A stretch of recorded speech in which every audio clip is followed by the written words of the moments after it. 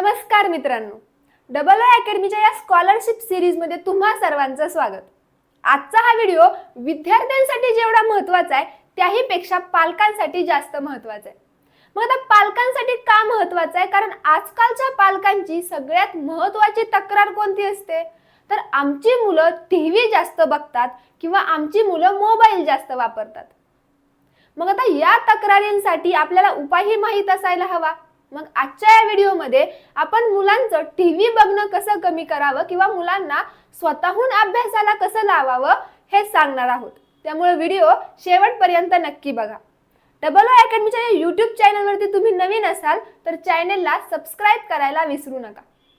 चला तर मग बघूयात, जर तुमचा विद्यार्थी सारखाच टीव्ही बघत असेल किंवा मोबाईल यूज करत असेल तर त्याला अभ्यासाची सवय कशी लावावी। पालकांनो, यासाठी तुम्हाला फक्त 6 गोष्टी करायचेत।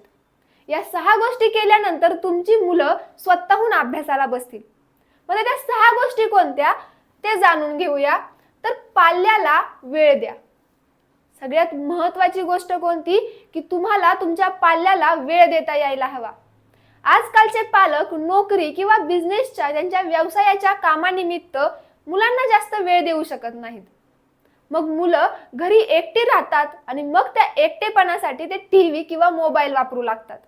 कधी कधी असंही होतं की पालक स्वतःहून वैतागलेले असतात म्हणून मुलांच्या हातात मोबाईल देतात आणि तुझं तू खेळत बस म्हणत स्वतःची जबाबदारी झटकून टाकतात। आणि मग याच्यामुळेच मुलांना मोबाईल आणि टीव्हीची सवय लागते। म्हणजे खरा विचार केला तर मोबाईल किंवा टीव्ही म्हणजे मुलांचं मोबाईल किंवा टीव्ही जास्त वापरणं याच्या मागचं खरं कारण तर पालकच आहेत। मग आता पालकांनीच याच्यावरती काहीतरी उपाय करायला हवा। मग सगळ्यात महत्त्वाचं म्हणजे पालकांनी त्यांच्या पाल्याला वेळ द्यायला हवा। आता हा जो तुम्ही वेळ द्याल त्या वेळेत त्या विद्यार्थ्याला किंवा तुमच्या पाल्याला ओरडण्यापेक्षा त्याला जाणून घ्यायचा प्रयत्न करा, त्याला समजून घ्यायचा प्रयत्न करा। अशामुळे पालकाचं आणि विद्यार्थ्याचं बॉन्डिंग हे चांगलं होऊ लागतं। दुसरी महत्त्वाची गोष्ट म्हणजे पाल्याच्या तक्रारी जाणून घ्या। प्रत्येक वेळी पालकांनीच तक्रारी करत राहणं गरजेचं आहे का? नाही। कधी कधी पाल्याच्याही तक्रारी जाणून घ्या। कदाचित तो तुमच्या भीतीमुळे तुम्हाला त्या तक्रारी कधी सांगतच नसेल। मग कधी मित्र बनून त्या पाल्याकडून किंवा विद्यार्थ्याकडून त्याची तक्रारी जाणून घ्या। त्या तक्रारी जाणून घेतल्यानंतर त्याच्यावरती ओरडण्यापेक्षा किंवा त्याला जज करण्यापेक्षा त्या तक्रारींवरती उपाय सुचवा। म्हणजे तिसरा महत्त्वाचा मुद्दा कुठला की त्या तक्रारींवरती उपाय सुचवा।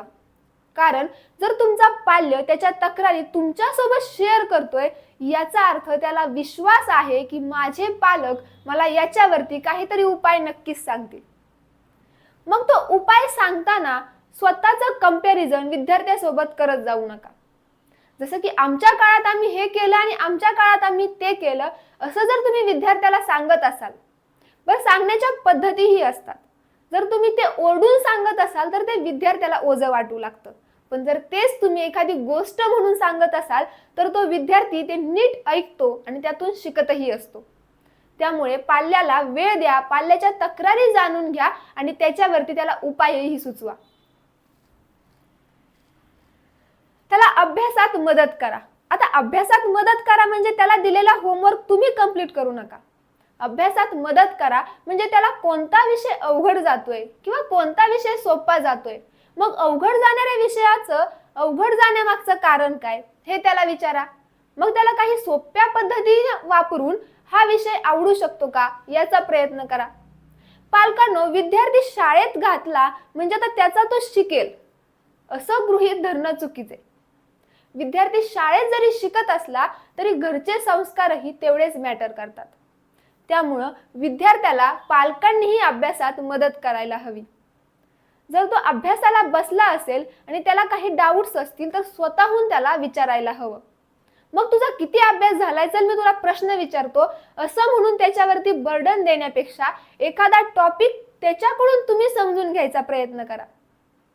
म्हणजे तो आनंदाने तुम्हाला सांगायचा प्रयत्न करेल। नंतर वेगवेगळ्या पद्धतीने अभ्यासाचं महत्त्व सांगा। अभ्यास का महत्त्वाचा असतो, शिक्षण का महत्त्वाचं असतं हे पालकांना चांगलंच माहित असतं, कारण पालक त्यातून आलेले असतात। मग विद्यार्थ्यांनी अभ्यास का करावा किंवा शिक्षण का महत्वाचे हे पालकांनी विद्यार्थ्याला समजून सांगायला हवं. ओरडून सांगणं आणि समजून सांगणं याच्यात फरक असतो. मग पालकांनी जर विद्यार्थ्यांना या गोष्टी समजून सांगितल्या तर त्याची जाणीव विद्यार्थ्यांना होत राहते. त्यामुळे प्रत्येक वेळी वेगवेगळ्या पद्धतीने विद्यार्थ्यांना अभ्यासाचं महत्त्व समजून सांगणं गरजेचं आहे.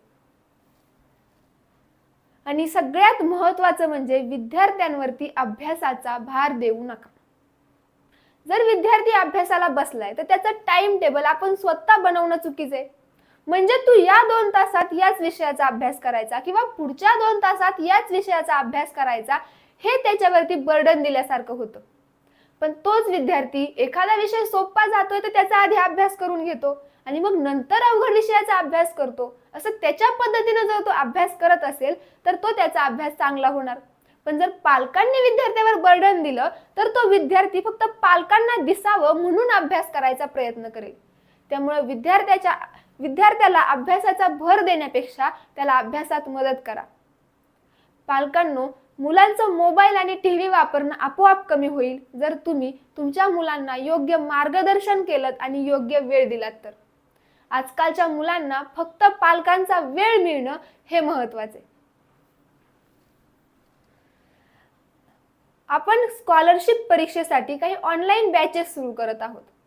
मग जर विद्यार्थी 5वीची स्कॉलरशिप परीक्षा देत असेल, 8वीची स्कॉलरशिप परीक्षा देत असेल, नवोदय विद्यालयासाठी प्रवेश परीक्षा देत असेल किंवा महाराष्ट्रातली कोणतीही स्कॉलरशिप परीक्षा विद्यार्थी देत असेल तर तुम्ही या ऑनलाईन बॅचला जॉईन करू शकता.